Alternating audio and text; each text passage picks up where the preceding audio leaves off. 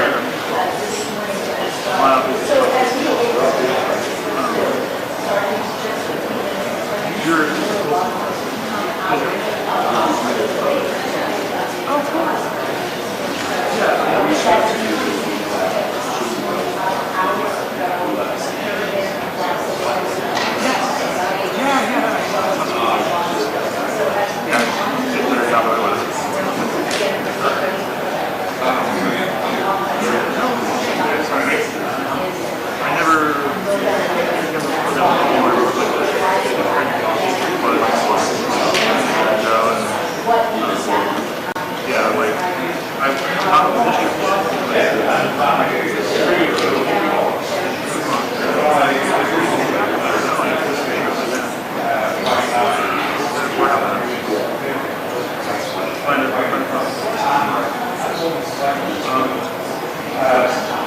last time I had it, it was the same portion. That's a picture of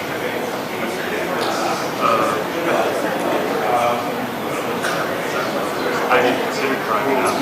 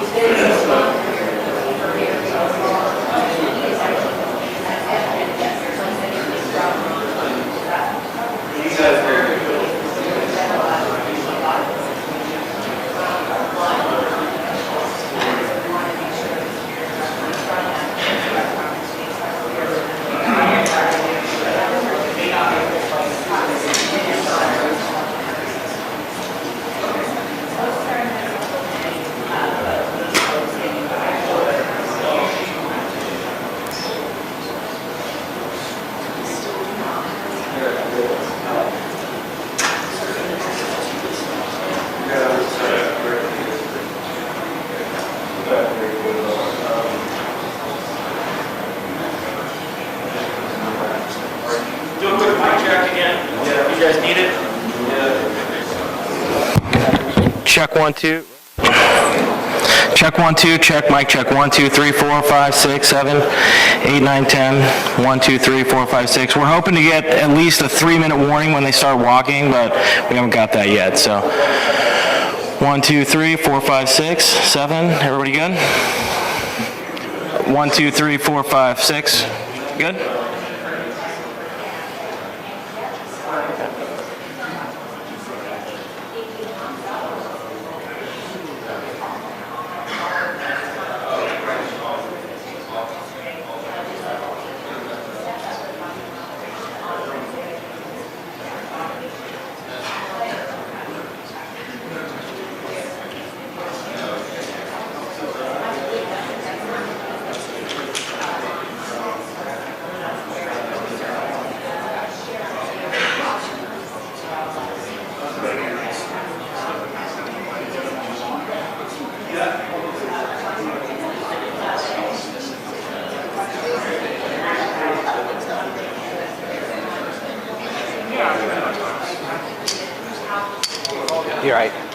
So like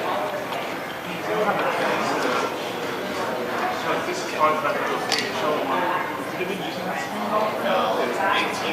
I know.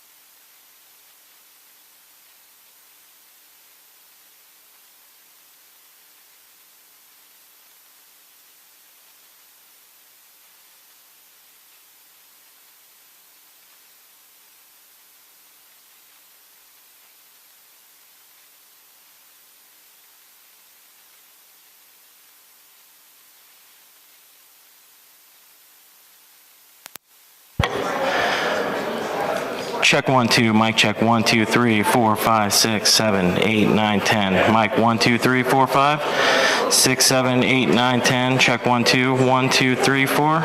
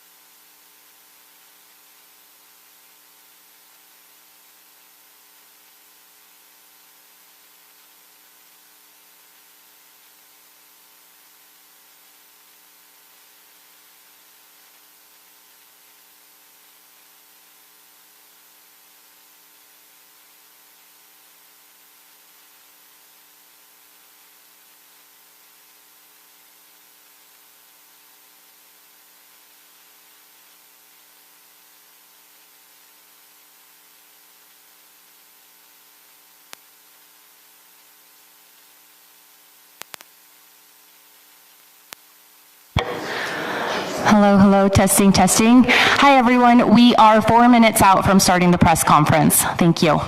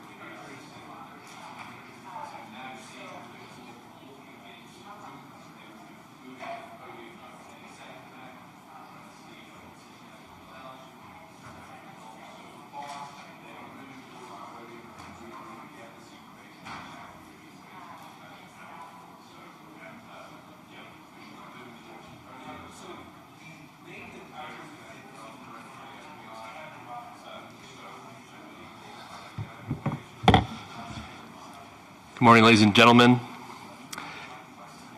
At today's press conference, we will hear from Governor Cox, FBI Director Kash Patel, and Sheriff Mike Smith.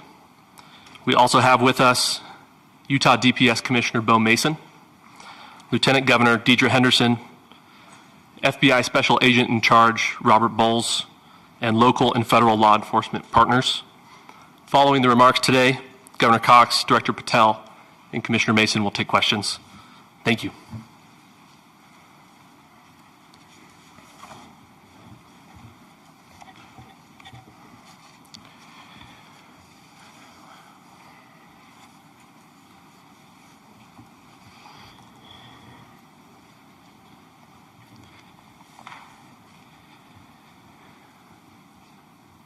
Good morning, ladies and gentlemen. We got him. On the evening of September 11th, a family member of Tyler Robinson reached out to a family friend who contacted the Washington County Sheriff's Office with information that Robinson had confessed to them or implied that he had committed the incident. This information was relayed to the Utah County Sheriff's Office and scene investigators at Utah Valley University. This information was also conveyed to the FBI. Investigators reviewed additional video footage from UVU surveillance and identified Robinson arriving on UVU campus in a gray Dodge Challenger at approximately 8:29 a.m. on September 10th, in which he is observed on video in a plain maroon t-shirt, light-colored shorts, a black hat with a white logo, and light-colored shoes. When encountered in person by investigators in Washington County on September 12th in the early morning hours, Robinson was observed in consistent clothing with those surveillance images.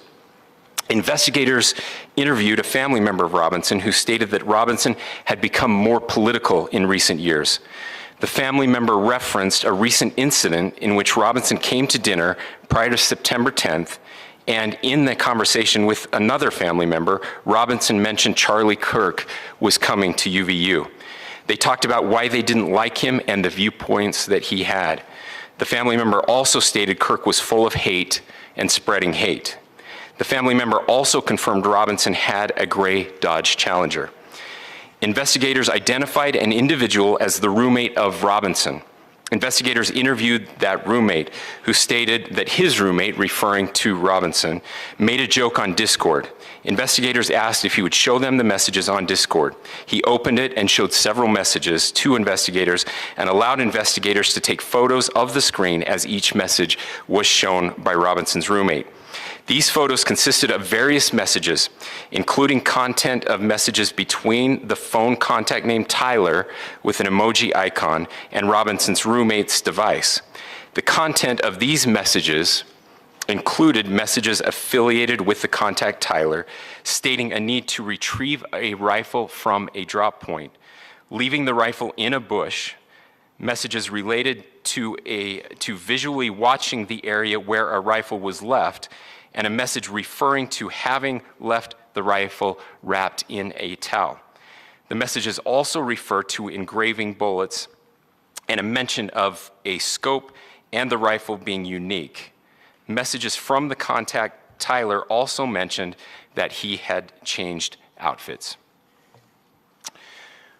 I know there has been speculation as well as to the writing on those casings, those bullet casings, and I believe we have that as well. And I will share that with you now.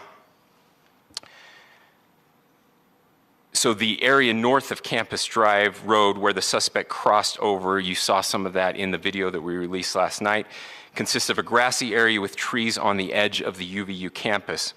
Investigators discovered a bolt-action rifle wrapped in a dark-colored towel. The rifle was determined to be a Mauser Model 98 30-06 caliber bolt-action rifle. The rifle had a scope mounted on top of it.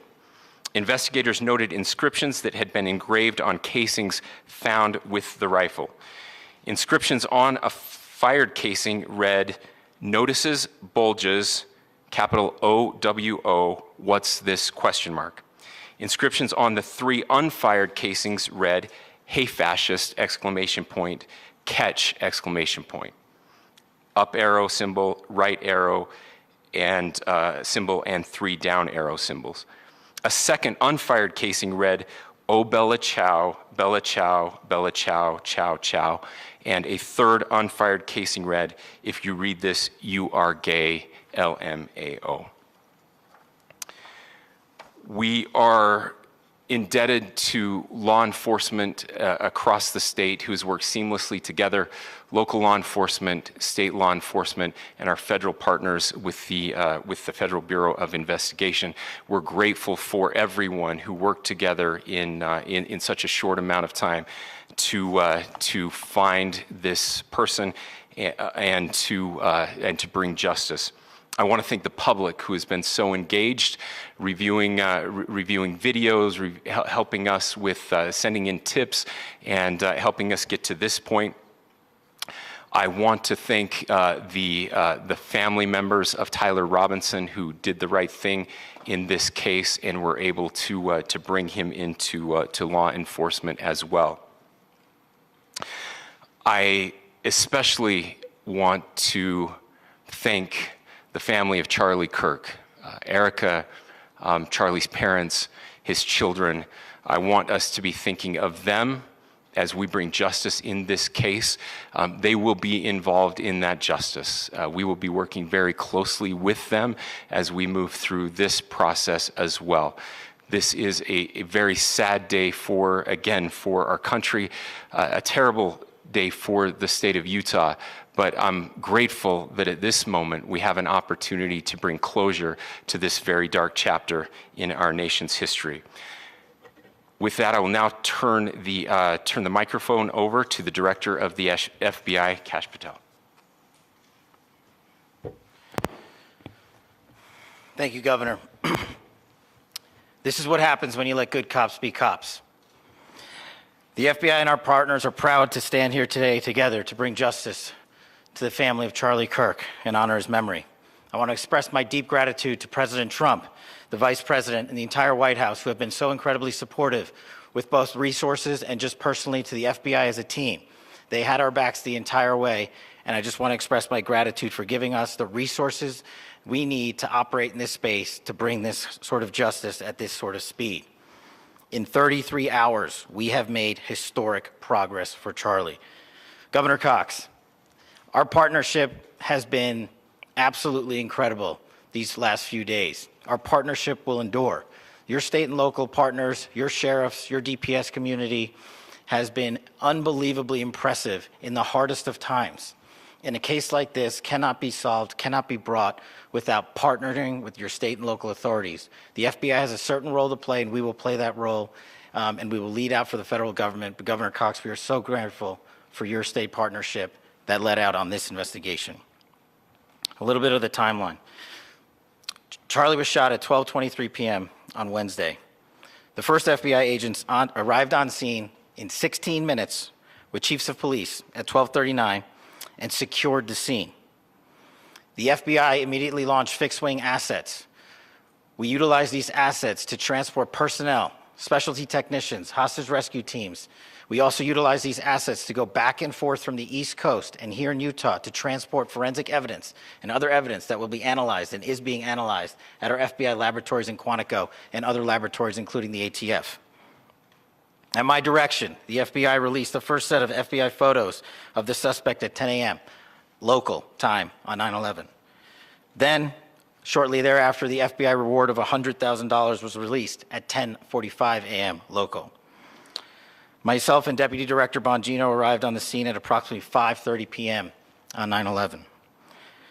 The governor led a press conference last night at approximately 8 p.m., where at my direction, the FBI released a never-before-seen video of the suspect. We also released new images to the public of the suspect. And just last night, the suspect was taken into custody at 10 p.m. local time. In less than 36 hours, 33 to be precise, thanks to the full weight of the federal government and leading out with the partners here in the state of Utah and Governor Cox, the suspect was apprehended in a historic time period. And I want to highlight what Governor Cox said. This would not have been possible without you, the media, and you, the public. That's why we went so public, so fast, and we're so transparent, and we're committed to that transparency. The crime scene, just a little bit there. It is a large crime scene. State and local authorities, along with federal authorities, processed that crime scene quickly. And I even had the ability to walk through that crime scene and walk through the steps the suspect took to learn more about what was needed and what resources we needed to bear to create a full picture for the FBI and leadership back in Washington. Furthermore, thankfully to state and local partners, forensic evidence has been seized and continues to be garnered. Forensic evidence has already been evaluated at FBI laboratories in Quantico and state and local authorities here. We will continue to process evidence as we see it, as we collect it, and we will continue to deliver to Governor Cox and his team. Last night, we had a total of approximately 7,000 leads. As of this morning, thanks to your great work, we have over 11,000 leads that were called in to the FBI, and we are running out every single lead that we can. Every one of those leads will be run out. The arrest is a testament to the dedication of good law enforcement being great and partnerships in law enforcement, which I've tried to highlight as my tenure as the director of the FBI. There is no better relationship for law enforcement than the FBI to partner with state and local authorities, and you've seen it here in these last few days. The FBI Salt Lake field office, along with our offices in LA, Phoenix, Denver, San Antonio, Las Vegas, Pittsburgh, Buffalo, our headquarters component in Quantico, all participate in the FBI. I want to express my deep gratitude to the employees of the FBI, the men and women, the evidence response team tacticians, the special operators, the agents, the support staff. You have done monumental work in historic time when the public, who had a right to demand such an expeditious solving of an investigation, the FBI answered that call diligently, critically important to our nation, and we delivered. And I'm proud to be their leader, and I'm proud to be the director of the FBI. This is very much an ongoing investigation, as the governor said, and we will continue to work with state and local authorities to develop the investigation, to provide them the evidence they need for their ongoing prosecutions, and we will be here to answer every call they absolutely have, as long as it takes, for as long as we need to find and apprehend whatever suspects were involved in this crime. Lastly, to my friend Charlie Kirk, rest now, brother. We have the watch, and I'll see you in Valhalla.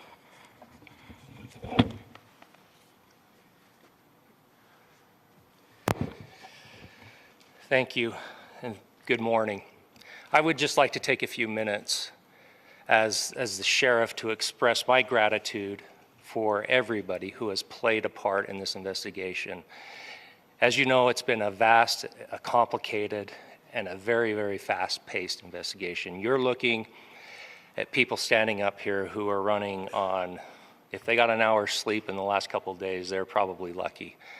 It has been very taxing.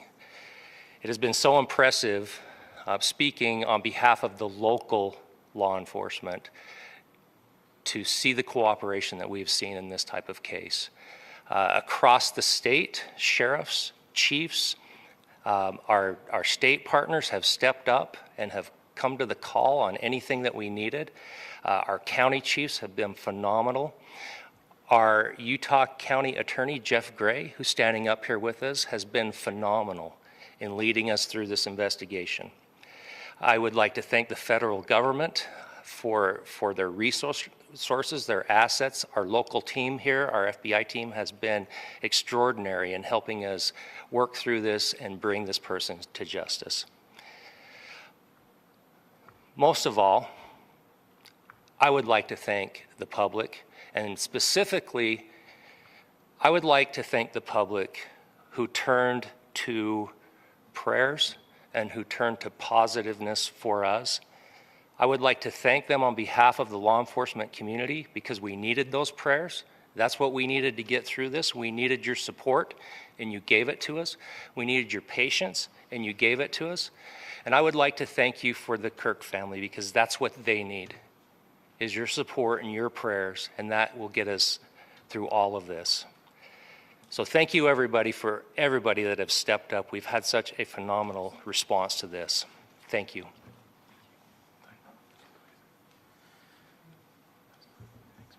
I also want to give a special thanks to the Attorney General and the Department of Justice. Their unwavering support and their commitment to justice is shown true here. And without AG Bondi and Deputy Attorney General Todd Blanche and the resources they brought to bear, we would not have been able to complete our mission. And I just want to say special thanks. It's an honor to be a part of the Department of Justice. Thank you again to our incredible law enforcement team who has worked so hard. Sheriff, I got a solid 90 minutes last night, so I'm probably the most well-rested person up here.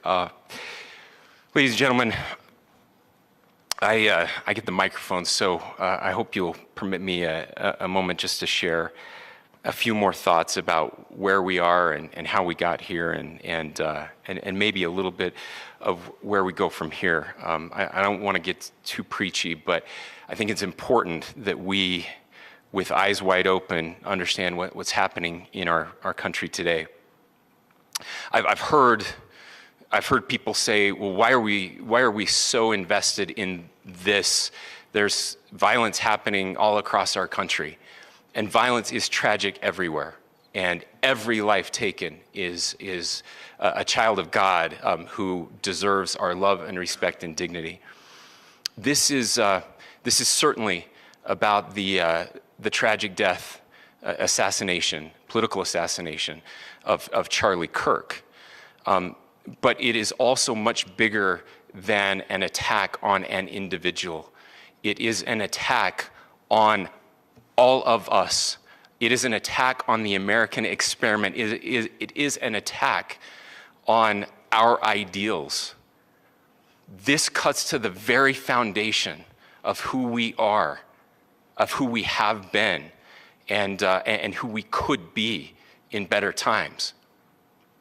Political violence is different than any other type of violence for lots of different reasons. One, because in the very act that Charlie championed of expression, that freedom of expression that is enshrined in our founding documents, in having his life taken in that very act, makes it more difficult for people to feel like they can share their ideas, that they can speak freely. We will never be able to solve all the other problems, including the violence problems that people are worried about, if we can't have a clash of ideas safely and securely. Even, especially those ideas with which you disagree. That's why this matters so much. Over the last 48 hours, I have been as angry as I have ever been, as sad as I have ever been. And it was, as anger pushed me to the brink, it was actually Charlie's words that pulled me back. I'd like to share some of those. And specifically right now, if I could, I need to talk to the young people in our state, in my state, and all across the country. As President Trump reminded me, he said, you know who really loved Charlie? The youths. And he's right. Young people loved Charlie, and young people hated Charlie. And Charlie went into those places anyway. And these are the words that have helped me. Charlie said, when people stop talking, that's when you get violence. He said, the weak can never forgive. Forgiveness is the attribute of the strong. The only way out of the labyrinth of suffering is to forgive. Welcome without judgment, love without condition, forgive without limit. He said, always forgive your enemies. Nothing annoys them so much. A few months ago, I referenced this last night, Charlie posted to social media, when things are moving very fast and people are losing their minds, it's important to stay grounded. Turn off your phone, read scripture, spend time with friends, and remember, internet fury is not real life. It's going to be okay. He again said, when you stop having a human connection with someone you disagree with, it becomes a lot easier to commit violence. He said, what we as a culture have to get back to is being able to have a reasonable agreement, where violence is not an option. Now, again, to my young friends out there, you are inheriting a country where politics feels like rage. It feels like rage is the only option. But through those words, we have a reminder that we can choose a different path. Your generation has an opportunity to build a culture that is very different than what we are suffering through right now. Not by pretending differences don't matter, but by embracing our differences and having those hard conversations. I think we need more moral clarity right now. I hear all the time that words are violence. Words are not violence. Violence is violence. And there is one person responsible for what happened here. And that person is now in custody and will be charged soon and will be held accountable. And yet, all of us have an opportunity right now to do something different. I want to thank my fellow Utahns. This bad stuff happens. For 33 hours, I was praying that if this had to happen here, that it wouldn't be one of us. That somebody drove from another state, somebody came from another country. Sadly, that prayer was not answered the way I had hoped for, just because I thought it would make it easier on us if we could just say, hey, we don't do that here. And indeed, Utah is a special place. We lead the nation in charitable giving. We lead the nation in service every year. But it did happen here. And it was one of us. But I want you to look at how Utahns reacted the last 2 nights. There was no rioting. There was no looting. There were no cars set on fire. There was no violence. There were vigils and prayers and people coming together to share the humanity. And that, ladies and gentlemen, I believe is the answer to this. We can return violence with violence. We can return hate with hate. And that's the problem with political violence, is it metastasizes, because we can always point the finger at the other side. And at some point, we have to find an off-ramp, or it's going to get much, much worse. But see, these are choices that we can make. History will dictate if this is a turning point for our country. But every single one of us gets to choose right now if this is a turning point for us. We get to make decisions. We have our agency. And I desperately call on every American, Republican, Democrat, liberal, progressive, conservative, MAGA, all of us to please, please, please follow what Charlie taught me. I'll just conclude with words I share often from a friend and author, Yuval Levin, who was asked if he was optimistic about our country. And he said, I'm not optimistic. He said, I hate optimism. Like, that sounds bad. But he said, optimism is a vice. It's this idea that good things are just going to happen. And he said, in the history of the world, good things have never just happened. He says, I'm not optimistic, but I am hopeful. And hope is the virtue that sits between the vices of optimism and pessimism. Hope is the idea that good things are going to happen because we can make them so. I still believe in our country. And I know Charlie Kirk believed in our country. I still believe that there is more good among us than evil. And I still believe that we can change the course of history. I'm hopeful because Americans can make it so.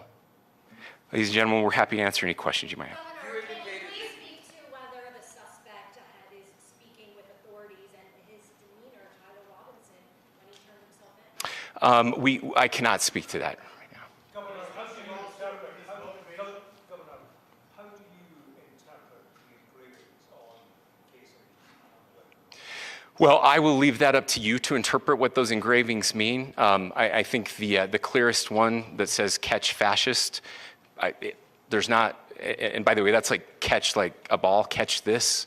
That's I think that speaks for itself. Governor, you indicated that he had been communicating.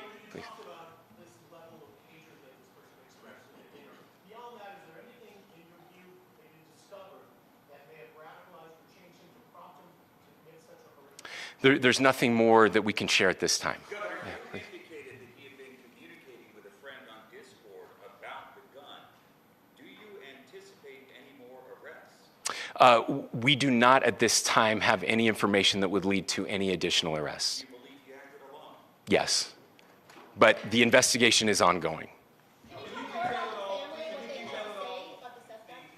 came into custody of police and where he is right now? Yes, so right now, Mr. Robinson has been booked into the Utah County Jail. You heard the president this morning report that he was taken into custody, that his family and a friend helped to deliver him into custody of law enforcement in Washington County. For those of you that don't know where Washington County is, it is the southwesternmost part of the state of Utah. It's about a 3.5 to 4 hour drive from here, where we are right now, and that's where he lived and where they turned him in. Please, I'll go here. I can't share any more than what I've already shared. Yeah.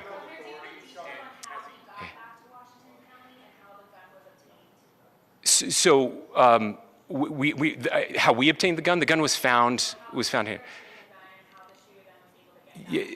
So I don't have much more details on that. We do know that he drove. We had his car here on campus, and then we had his car going south back to the St. George. It's actually the city of Washington in Washington County. Is he talking with authorities and did he discuss a motive? I'm sorry? We don't have any information that would lead us to believe that. Yes, in fact, it was just released. Yes. Is he talking with authorities and did he discuss a motive? I can't answer that right now. Yeah, thank you. Over here.